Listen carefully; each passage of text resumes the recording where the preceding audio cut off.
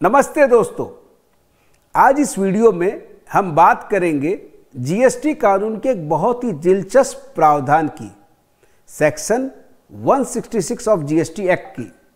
इसकी चर्चा बहुत कम होती है, लेकिन अगर इसे समझ लो तो मालूम पड़ता है कि भले ही यह बैक बेंचर हो मगर इसका असर काफ़ी बड़ा है। दरअसल यह सेक्शन बतलाता है कि सरकार द्वारा बनाए गए रूल्स और नोटिफिकेशंस का संसद या पार्लियामेंट से क्या रिश्ता है।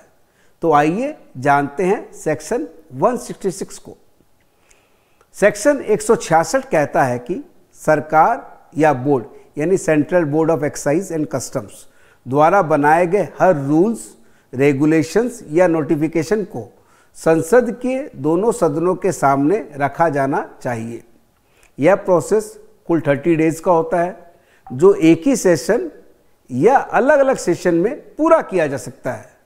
अगर पार्लियामेंट चाहे तो इन रूल्स और नोटिफिकेशंस को मॉडिफाई कर सकती है या एनुअल यानी पूरी तरीके से रद्द कर सकती है, लेकिन पार्लियामेंट का यह बदलाव सिर्फ प्रोस्पेक्टिव असर डालता है, यानी पहले से किए गए एक्शंस वैलिड रहेंगे। तो अब इसको अपने एग्जाम्पल से समझते हैं। मान लीजिए एक नोटिफिकेशन 8 अक्टूबर 2024 को सीबीआईसी ने इशू किया, नोटिफिकेशन नंबर 20 अपने एग्जाम्पल्स के तौर पे ले लेते हैं।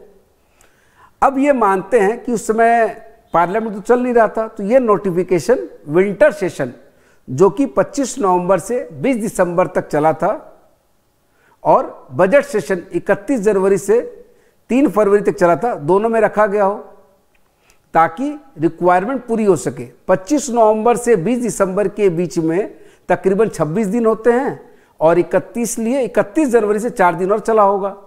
अब अगर एक हाइपोथेटिकल सिचुएशन सोचिए, अगर पार्लियामेंट ने 31 जनवरी को इस नोटिफिकेशन में कोई अमेंडमेंट कर दिया तो डिपार्टमेंट और टैक्स पेयर द्वारा 8 अक्टूबर से 31 जनवरी तक किए गए सभी एक्शंस वैलिड थे, जो कि ओरिजिनल नोटिफिकेशन में था।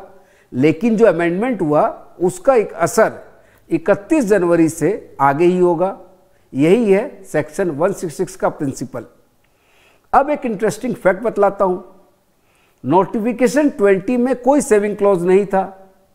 हाईकल लिमिटेड केस में डिपार्टमेंट ने बॉम्बे हाई कोर्ट में दलील दी कि रूल 89(4)(b) और 96 सब रूल 10 की प्रोसीडिंग वैलिड है,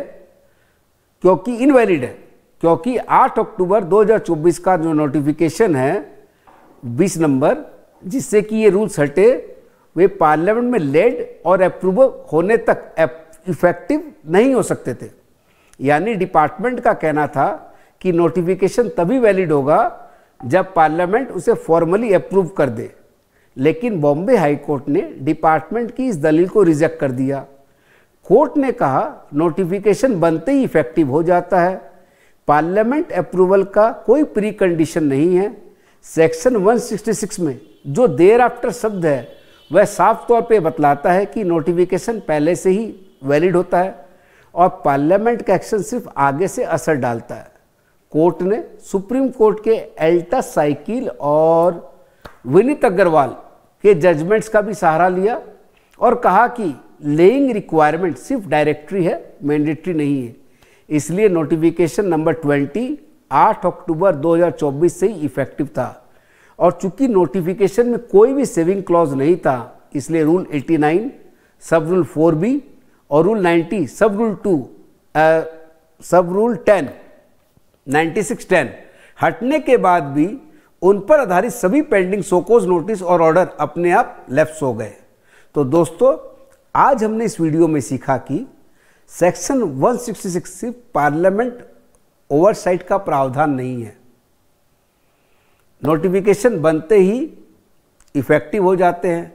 पार्लियामेंट चाहे तो इसे आगे मॉडिफाई या एन्यूल यानी रद्द कर सकती है।